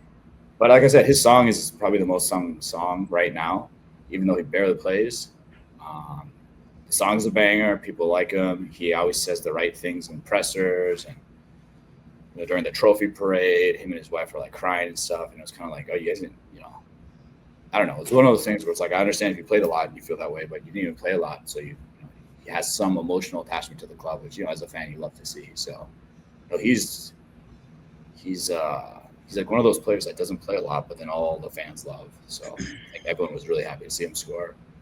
And then Salah got his annual goal. I think right now he's tied for. Yeah, man, I had a hot take for Salah, but he scored, so I can't even say it now. Yeah, he has the most goals of any, or he's tied for the most opening day goals out of any Premier League player ever. He's now tied for 4th all-time Premier League scorers. So he gets one more, and then he's right up there with Shearer, Kane, Rooney, and then Salah. So yeah, man, he's closing in on that number 3. That's a Premier League legend. Yeah. Nah, at this point, 100%, bro. That's a Premier League legend. I'm crazy about him, but he's him for sure. What are we thinking about for predictions for next week, match day 2? You guys, Chelsea got West Ham, Liverpool got Newcastle, bro. It's about to be spicy. Okay. That's what I'm saying. Next week we got to do this after Monday because the game's on Monday. For sure, next time, we're gonna record another time. So we're playing at St. James Park. Yes, and those fans are just gonna give the team. They're gonna let you know. It's gonna be booing and cheering the whole time. So you know what? For the new transfers, like welcome to the Prem. Every game's hard. And some of these stadiums have an incredible. I feel like that's dude. I feel like that's the stadium now. Like that, it's hard to go there and really get 3 points. Like they're letting the smoke go. Like they're treating this like it's a PSG. Sunderland's another one too. That Sunderland Newcastle game is going to be so good. Yeah. That's the game I'm looking for. Is there history between those teams? They hate each other. Yeah, they're rivals. They are like bitter rivals. When's the last time Sunderland were in the Premier League? I don't know the year, but it's been a minute. They played each other in I think it was early rounds FA Cup like 2 years ago, and Sunderland got absolutely bounced. I feel like what Newcastle and maybe what you guys are saying Sunderland is like, it's kind of similar to what Burnley was when they used to have like Turf Moor, like when they used to have Sean Dyche back then. Like going to Turf Moor was not an easy. That was going to be a hard Brexit ball, man. Bro, yeah. But Sunderland don't really play Brexit ball, bro. I think they're going to do, out of all the promoted teams, I really feel like they're going to do the best. They signed a bunch of players. I think so that kind of segues to like what we're talking about now. Like what are we talking about for top 4? And they hit 3-0 against West Ham too. So West Ham's dropping. I'm saying it right now. Bro, West Ham's dropping. Grandpa's getting fired, bro. They were so bad. So are we agreeing that Grandpa is the first? He's going to be the first manager to get the sack. Sacked. Yeah, sacked for sure. I mean, after seeing all the teams, I don't think any other team is really in threat of losing their manager like that. Bro, they got Jared Bowen, and that's it. So Brentford's in a bad position too, bro. I'm gonna say, bro. I think Brentford and West Ham are going down, and I think Burnley might go down as well. Yeah. That's my prediction for relegation. I'm saying Leeds, Burnley, and Brentford. Yeah, West Ham's gonna stay. Potter's gonna get sacked before Christmas. He's gonna get sacked if they. Yeah, I think they'll stay up because he's gonna get sacked. But I think Brentford is in a tough position for sure. Yeah, they got their squad. They got decimated. They lost their 2 best coaches and then their 2 best players.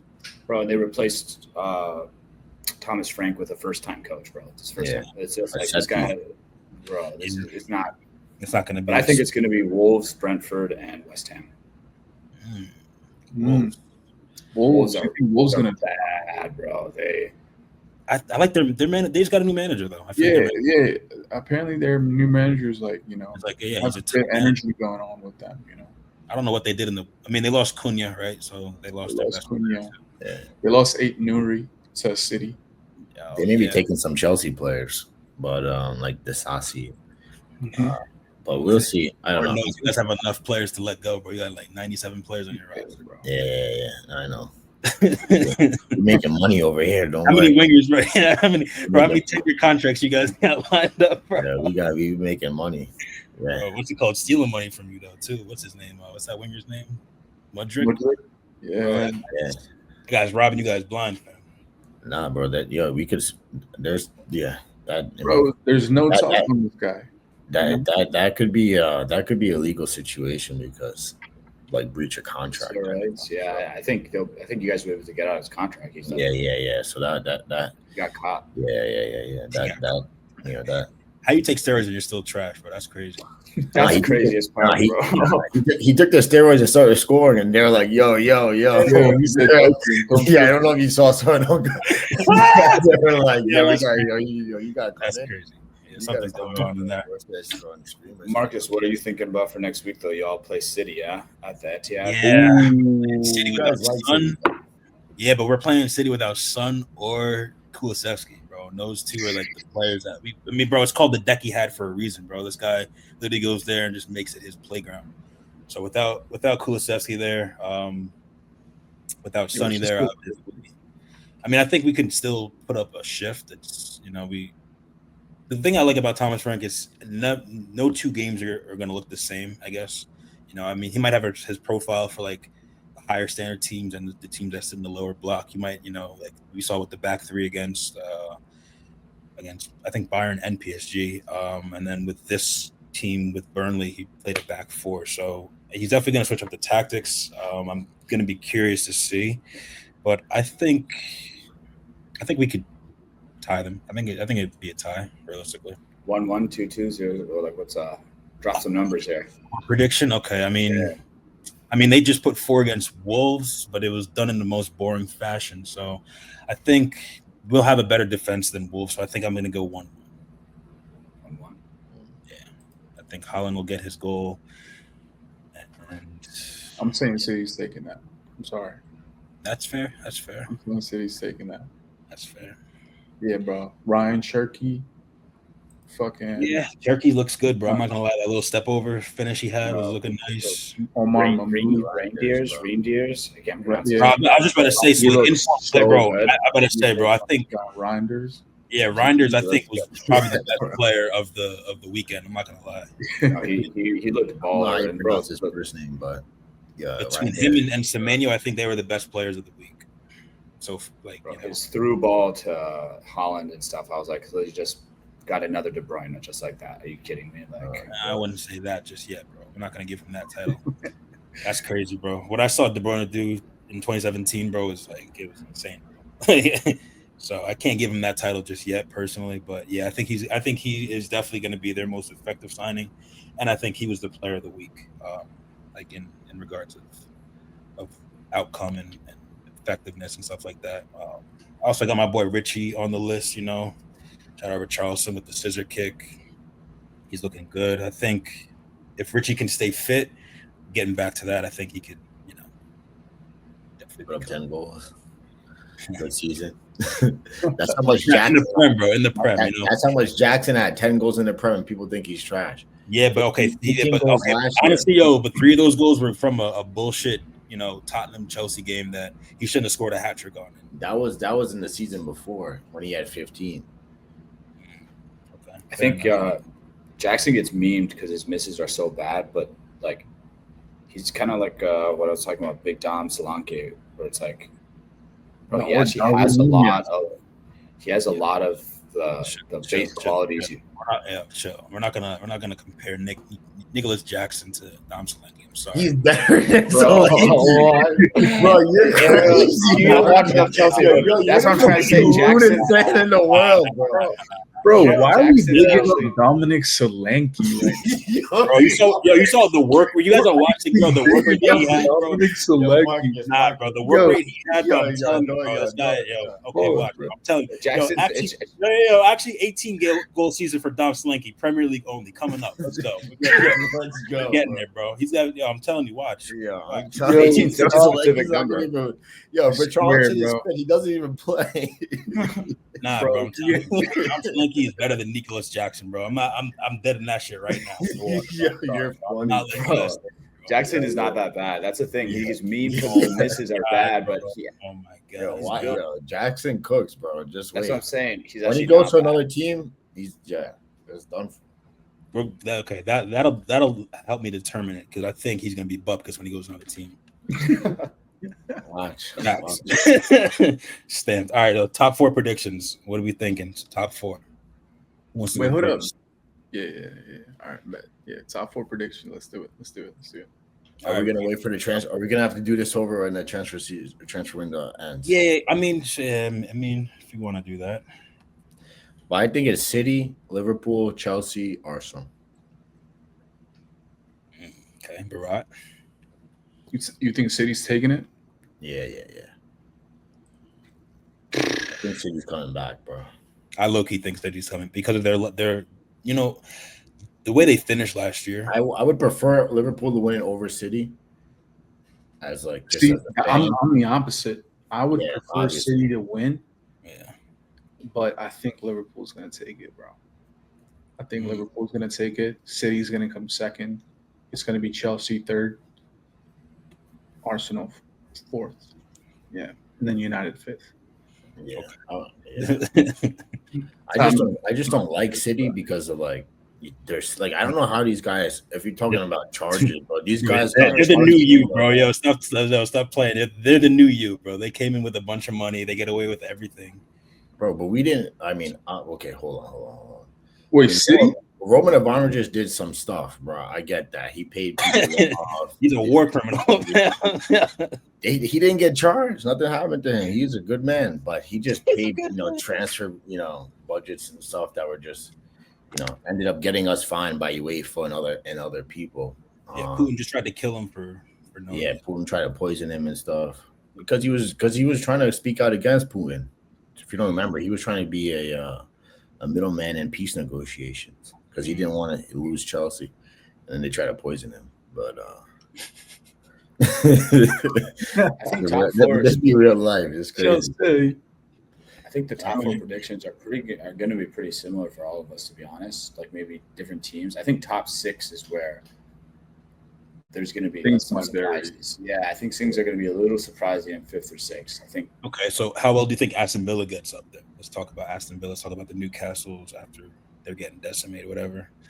Palace, they finished 7th or 8th last year. I mean, bro, Aston Villa, who do they have right now? Who are their top players, Morgan Rogers, Ollie Watkins. They just got that. They just got somebody on a. They just lost one of their players to Newcastle. Who? But they played 10 men against Newcastle. Jacob Ramsey. Jacob Ramsey. To be honest. Yeah. I don't know, man. I don't see that. See that that's what I was saying before we got on the call. But that 5th and 6th place, you have Forest, you have Villa, you have Newcastle, you have Brighton. I don't know if you want to add Bournemouth in there. No, Bournemouth they got decimated too. Yeah, I better say they lost their whole back line, except for what Blair. Excuse me, including Kepa, the goalkeeper. Yeah. Oh yeah, what's his name? Hoyson left. Evan Nielsen. They have Kirk has left. That's true.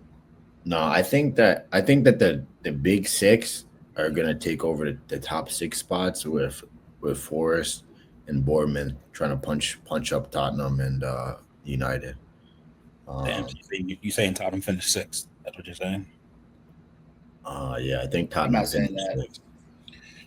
Okay, Nick, don't put this on my mouth. Let's get to. I think Newcastle is still Newcastle, bro, and they didn't win against 10-man Villa, but they're a tough team, and I think Eddie Howe is actually a really good manager. I really respect Eddie Howe, so I just can't see a team but they're going to be playing 17 champions to 6 just like that.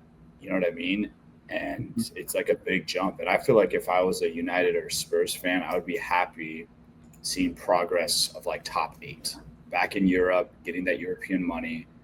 And I know you're clowning me now, but we'll see how things play out, bro. I get it. I mean, I can't talk too much shit, but we finished 17th, so. Yeah, but that 17th place, and I will say this: one, the manager didn't give an F about the league. That's what I'm trying to say, bro. We've been that shit. A new manager that came in now, and so it's different. You got a couple little signings coming in, and the other teams, they just I just don't see them being as strong as they were. Newcastle in Champions League, extra games. They're about to lose their top talisman. Like, you know what I mean? I just think that like Same thing with Villa and Europa League. Same yeah, thing with Nottingham Forest and Conference League. and You know, these clubs, United leveled up. United leveled up over the transfer window, could still go harder. So exactly. We got one game a season, so we have no reason not to be top 5, at least. I think Thomas Frank is legit too. Yeah. Thomas Frank is definitely. I told Markus that when they signed him. I was like, I know you're upset about Ange, but Thomas Frank he's actually good.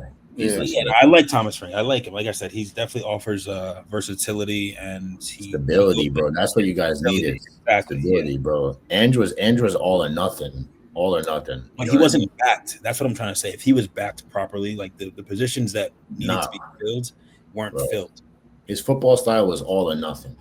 And it was like it literally like, you know, got you a trophy, but it got you 17th, all or nothing. Like literally. All or nothing. Yeah, bro. To do or dare, fam. He did it. Do or die, bro. Like that's it. Like, you know, Thomas Frank can actually build you, you know, a team. And that's what I saw one of his interviews. He's like, yeah, like we want to construct a team, bro. Like it's Pasaclagu that got back Timo Werner, bro. Like this guy was just getting some pace merchants and some guys, bro, to get him. That was like, his first choice, bro. You have to understand that. That was not. He did not want Timo Werner in his team. That was literally dumped on him. Like when we wanted a center back when we had Conte, and we ended up getting Chris Langley from fucking. You know, like it was. It's bullshit. You know, like yeah, it's Levy, but we'll get into that another day. My top 4 prediction. Ready? I have City winning it. Yeah, City. I have Liverpool coming in second. I got Tottenham in third. Chelsea in fourth. Let me just put this guy. Say that one more time for the camera. Third, we got. So it's Liverpool, Tottenham in third, and Chelsea first. So this video is going to be titled "Wild Tottenham Prediction Top 3 Finish." Everyone's going to be like, "Who the hell's from 17th to top 3?" From 17th to 3rd, yeah. Nah, I mean, I'll probably. Would you be upset at Thomas Frank if he doesn't get you top 3? I mean, no, bro, come on. Yeah, you like you can't. Bro, here's my thing, right? Like. Bro, I really thought we were okay, like, you know, listen, right? Like, above 10. And his first 10 games, I really thought we were going to win the league, bro. Yeah, that was like after a couple of games when he was on hot, but then you realize that, like, bro, this guy just plays such a high line that you guys are going to get. That wasn't the reason why we got screwed up. It was because of that Chelsea game, you know, with the injuries, the red cards, and all that stuff. And that had nothing to do with the high line. It was, bro, it's literally just his squad has just been decimated for 2 years in a row. So, I mean, I think we have a good foundation. But every team has had a ton of injuries. Not like that, bro. We had literally a whole starting 11 out. So did Chelsea for like many years, bro. But you have 98 players. I mean, Chelsea 12. What? Yeah. When they had a bunch of players, bro. Like, how many players did they have? What are you talking about? Your roster. Like, think about how many people were on your roster that year that you finished 12th and you had all those injuries. That was when we started like Pulisic and Ruben Loftus-Cheek and everybody like that. That was like under Graham Potter and stuff. Yeah, you have a lot of players, but they're all injured. And, you know, just because you have a lot of players doesn't mean that they're in form. You know what I mean? Like, just because you have Raheem Sterling and Ben Chilwell, we have a lot of players, doesn't mean you're going to play them.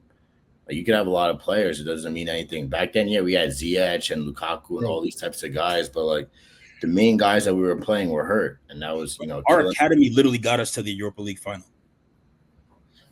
That's all that's going to happen, bro. Like, I don't see Tottenham doing silverware this year. I'll be down with you. No silverware this year for sure. I'm saying no silverware. If you won the Super Cup, then you guys would have had a feeling, but nah. Like, Tottenham should be happy getting a Conference League position. Yeah, that's where you guys need to. Conference League. We're getting top 4, bro. We're getting top 4 for sure. No, Conference League is not top 4. That's Champions League. No, that's seventh. Yeah, you come in 6th place. Maybe you get another Europa League chance. Yeah. Okay. Let's say that 6th place, 7th place. let's say Crystal Palace lose Gehi and Eze. Let's say Newcastle lose It's Isak. done. Let's That's what I'm say- saying. These guys are gonna be. These guys are. They're not gonna be there. Who's in Brighton's squad? Who's in Brighton's squad that? Well, they got Mitoma. They got Matoma, Lewis Dong, Yeah. that Scandinavian other center back, bro. Got an old. Baliba, if they keep him. But yeah, I don't see Brighton doing. they still I don't got know. like James Milner. Bro, that's what I'm trying to say. Like you guys are like, you know what I'm saying? Like James Milner. But, okay, if you're gonna go 48 man years for old, man, bro. how are you gonna He's finish above 40 Arsenal? years old. Like go player for player. And I That's don't even true. like Arsenal, but like, bro, I don't know, and I'm not trying to disrespect Spurs here, but I can't think of We the beat Spurs them over player. Premier, like over. I mean, I know I just said that like nothing matters over summer, but they started a really strong line. They started a really strong line, and then they got their goalkeeper, and Rye got chipped from the halfway line by Popstar. Bro. So, But like player for player, like if we're gonna use that as a baseline, okay. I can't think of a Spurs player that would get into the Arsenal 11 right now. Bro, and like, yo, you're saying too much expectation on the players. Bro, Arsenal have a stacked Bro. team. They have Yeah. they actually have a stacked team, bro. Rice, except for their left wingers. That's looking. yeah, actually that's a good point. I mean, yeah, I mean, so Martinelli's not him. Yeah, Martinelli is not it, and the boy Trossard and Kunku. Not in Kunku. Noni Madueke. I was gonna say you guys just so the only player that I would take out of Arsenal's lineup is Declan Rice, 100%. Oh, you're crazy. That's mad. That's mad. That's mad. I'm not taking Saka over. Yo, Kudus. so You're not taking Saliba? you're not taking over who? Over Van de Ven? Gabriel? Yeah. Bro, You guys ever watch? You guys ever watch Arsenal Fan TV? yeah. Yeah. You know that guy Ty? Yeah. That's Markus. I don't care, bro. I'm not taking Saliba or what's his name, Gabriel over Romero or Van de Ven. No way. Yo, Markus, I can- no way. yo, I No can way. understand Van de Ven. Badge, bro. The badge over everything. Fam. That's Fuck madness. That's mad. Yo, they're Bro, not the badge, bro. They would leave tomorrow, bro. Nah. Yo, Bro, you're if crazy, Real bro. Madrid- Yo, Real you're Madrid crazy. can't call him, bro. Well, Chris Romero needs he deserves some respect, bro. This guy is a World Cup winner, bro. Like he's not just some any old little strong-headed tackling type of guy. This guy is aside from the Super Cup, he doesn't lose a final. Bro, you know I mean He doesn't play in them. He doesn't get to the final. Bro, yes, we did, bro. Yo, He was injured. Okay, he when we doesn't got play into in them. Yo, bro, he we plays got with- to he a plays final. with- he plays in them with Argentina, but not with. I mean, like he doesn't know finals. When we did though, where we go? We got that Europa League in Bilbao, so that's what it is. Yeah. But you would take Kudus over Saka. Yes, 100%. Oh, you're 100%, bro. Yo, Saka is a limp merchant, bro. bro, This guy goes down, he starts limping, bro. He's a limp merchant, bro, you're funny as hell because if Kudus was still on West Ham, you would think Saka. Yeah. Bro, they were misusing Kudus. They were playing him on the left, bro. I'm telling you, bro. Kudus on the right is a different beast, bro. Saw what he did. He's got strong on the ball, bro. Bro, you guys okay? You guys are left. It's okay. We're gonna check back in. We're gonna check back in a couple of weeks, bro. We're gonna when we play United. All right, man. We'll keep a track. There's a tracker. I mean, there already is. It's the Premier League table. We'll see. Yeah. See what top three looks like come May. My bro is at Tottenham. We didn't even get to fourth because everyone November was 8th. All right, yo. So, this is perfect, bro. Bro, we're playing Chelsea, then United, back-to-back weekends, bro. So November is gonna get mixy up here. That's for sure. You guys don't even. It doesn't even make sense. I can't remember the last time you beat us. I know. That's just big. We're actually. I mean, the last time we beat you was when we had like Christian Eriksen, bro. Deadass and Dele Alli. Those guys used to give you hell. You know that. That's for facts. I used to like Dele Alli. I mean, Dele Alli used to give you a hell, bro. Every time, bro. He Dele was Alli was- Yeah, bro. loved the goal against Chelsea, bro. Sonny loved the goal against Chelsea. Christian Eriksen loved balling out against Chelsea. So, I mean, I You know what? I remember you guys got that Champions League final and lost. That was good time. yeah, man. Dele Alli's Off downfall. a bullshit handball rule, that handball rule doesn't even exist anymore, bro. That handball rule does not exist anymore. They actually changed that rule the following summer. So to It me, was 2-0. It wasn't even 1-0. I know, I get it. You guys, yeah. You guys deservedly won, you know. But once that handball came in, it was like, you know, we were depleted. We didn't start Lucas Moura. We start, you know, I can go into that another day, but you know, I remember those times when Chelsea won the league. Bro, you were texting me. You were scared, bro. This nigga was like, "Oh, I can't." Bro, this guy was shaking in his boots, bro. No, we still won around them times. Still, yeah. Premier League champions not too long after that or before that. I mean, you had David Luiz, so I get it. You know. Wait, Markus, that's why I'm saying that. But to that point, that's why I'm saying I don't think Brighton are gonna do much, bro. They haven't Dunk is not like, you know, he's kind of, I'm not gonna say he's washed, bro, but he's getting up there in age. Yeah, that's their captain, you know. So it's like when your captain's getting up there in age, is he going to be able to play every game in the season? We'll see. That's big man at the back, bro. That's big man Dunk at the back. You know. I know what he is, bro. I know he's well respected. I'm just saying he's getting up there, bro. That's true. He's pretty old. How old is he? Let's see. They got Mince. Yeah, I mean. He's 33, bro. He's chilling. Yo, Sonny just left because he's 33, bro. Come on. He's chilling. Nah, he's pretty old, bro. I don't know. I don't see him going like. He was like 37. Then, but that's his club to like, you know, pace that. You know. He's good. He's good there. That's gonna be a nice club for him. Yeah. It's like transition. He's been there for a minute. Yeah. Niggas get on podcast, start lying. I see what's going on here. Markus, who do you have as fourth? You haven't said your fourth. You said Chelsea. I said Chelsea. Yeah. I say Chelsea. I mean, so my thing is, that's pretty biased, right? Like I could see Arsenal winning the league, but I don't think realistically. You're crazy, bro. This is their year. This is their make or break year, right? So if it's not this year, then it's not going to happen It's not going to happen. Okay. Now you got Liverpool. You have City. City winning for sure. I mean, bro, those two pillars itself. Arsenal tied like 14 games last year, and we all basically agreed that Gyökeres is not going to come in and bang. So I'm not sure. You know, I know today was just one game, but bro, they did not. That's what I'm saying, bro. Zubimendi was a bit of a ghost. I think he's good. I think Zubimendi and Kai Havertz wasn't doing shit either. You know. Well, once Havertz came on, they actually played better. Havertz had to think of more touches in the 20 minutes he played than Gyökeres had the rest of the game. So that I know Havertz doesn't finish well. I just remember laughing at him whenever he touched the ball. You know, horrible touches from this guy. Yeah, Kai Havertz is a player, my guy. You know, shout out Arsenal for taking him. Thank you. God bless. Yeah, Arsenal's like our little brother. Bro, there's a fetish for you. I don't know what it is, bro. I appreciate that, bro. Insane, bro. I don't know what they love taking washed up Chelsea players. I feel like there's like some behind the scenes thing. I guarantee you, not guarantee you, but my theory is like Arteta tried to go for like the Chelsea job at one point and was disrespected. And ever since then, dude, because every player that they get from Chelsea, it's an Arteta signing. It's like he's pushing for Havertz. He's bro. And so I feel like he looks at that squad and he's like, I'm gonna take someone that they don't think is good and turn them into world-class player. Yeah. And everyone's like, bro, there's something. He's wasted 3 years doing it too. Like, bro, I don't know why he keeps doing it, bro. Because they're not even. I don't get it. I generally words, bro. Yeah, he tried to do that with Jorginho, but literally Jorginho, Havertz, they're all like Arteta signings. Bro, you tried to do it with Willian. Oh yeah, Willian. And then Willian came back fast. Willian went to Fulham and started tearing it up, bro. Yeah, exactly. He didn't tear it up at all. It's a free paycheck, bro. If you go from Chelsea to Arsenal, it's a free paycheck. It's a quick bag. Yeah. You're getting. Have you seen the memes about that?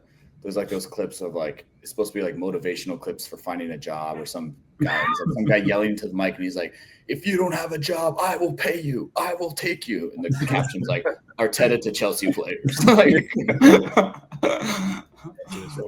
right, lads, this was a good first call. Thank you to the listeners for checking in. We'll have more for you next week. This has been Informed Podcast. Drop a comment. We want to hear the good, the bad, the ugly. Yeah. Let me know. Let us know if we'll get better. The format will get better. The sections will get better. Obviously, constructive criticism process. You know, any Arsenal fans that want to come in and chop it up. Yeah. If you're bold enough. You know, let's chop it up. Let's have a discussion. Let's have a nice little, talk. But yeah, man, thanks for listening. Thanks for watching. All right, lads. Till next time. Yeah.